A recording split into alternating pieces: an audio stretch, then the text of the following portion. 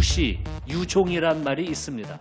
한번 시작한 일은 끝까지 마무리해야 한다는 뜻입니다. 지난 100일간의 성과를 바탕으로 이재명 정부의 성공과 민주당 승리에 더 크게 기여할 수 있는 길을 찾도록 하겠습니다.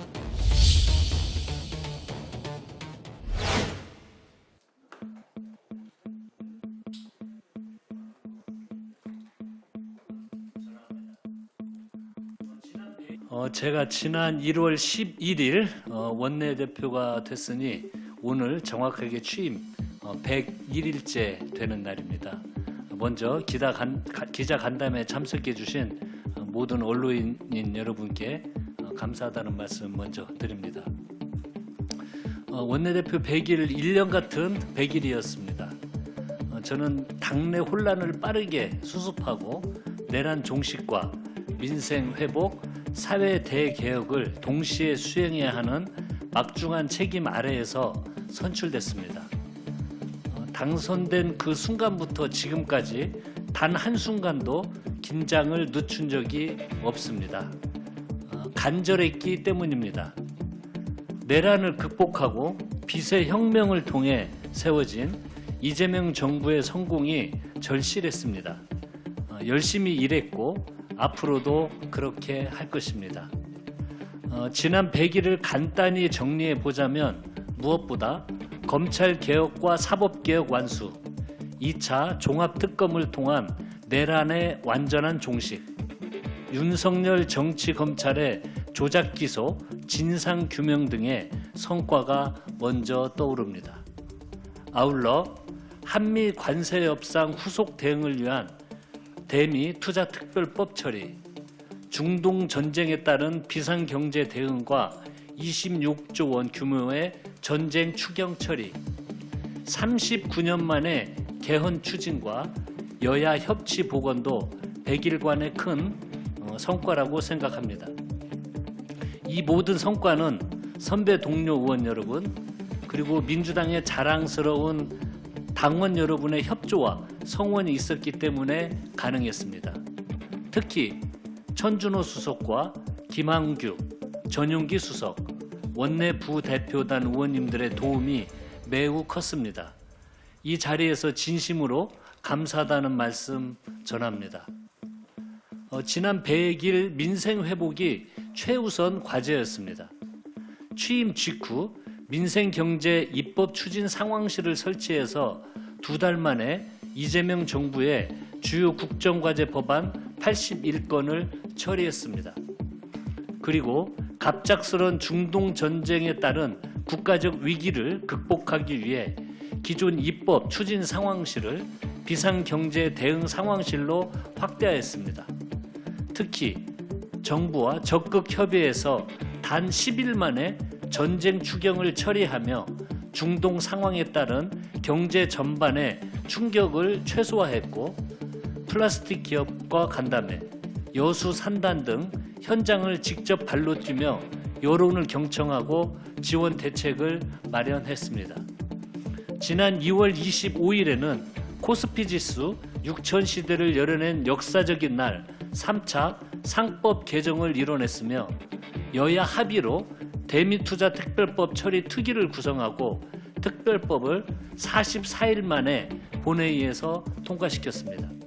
아동수당법, 필수의료법, 보이스피싱 방지법 등의 민생 법안도 처리했습니다. 검찰개혁과 사법개혁 입법을 완수한 것 또한 큰 성과라고 할 수 있습니다. 공소청법과 중대범죄수사청법 처리로 검찰청은 78년 만에 역사 속으로 사라졌습니다.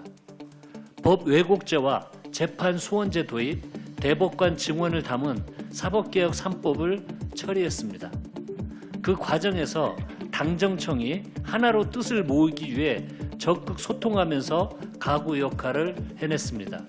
그 결과 국민께서 열망해왔던 대한민국 사법체계의 역사적 전환을 이루어냈습니다. 윤석열 정치검찰 조작기소의 실체를 밝혀냈습니다.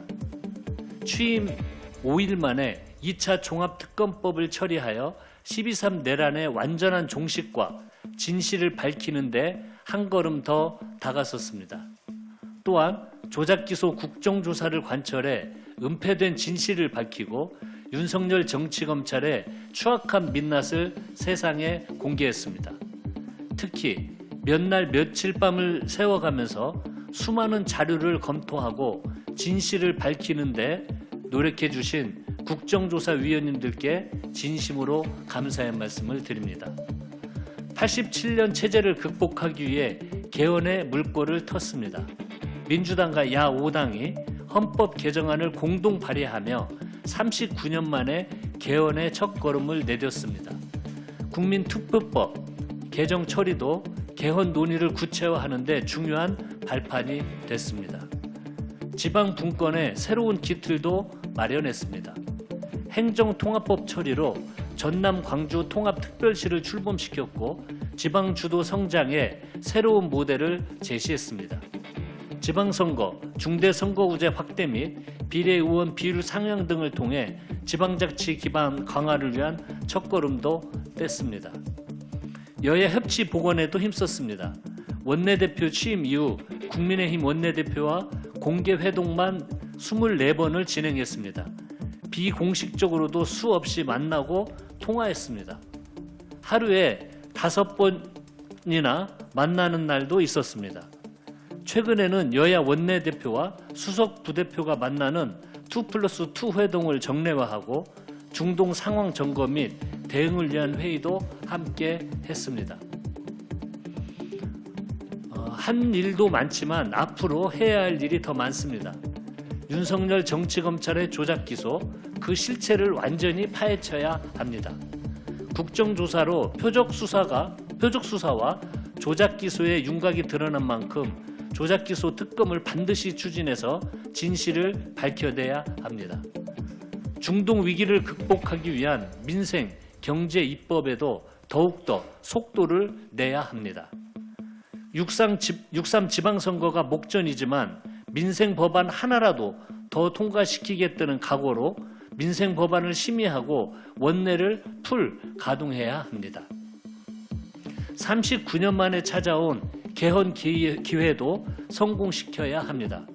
5월 7일 본회의에서 개헌안을 처리하는데 당력을 집중해야 합니다.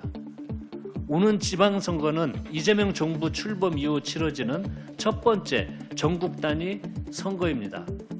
이번 선거는 대한민국을 정상화하고 일 잘하는 지방정부를 만드는 선거입니다. 2022년 윤석열을 등에 업고 나타난 무능하고 무책임한 지방 권력을 심판해야 합니다. 지방선거가 끝난 이후에는 다시 입법에 박차를 가해야 합니다.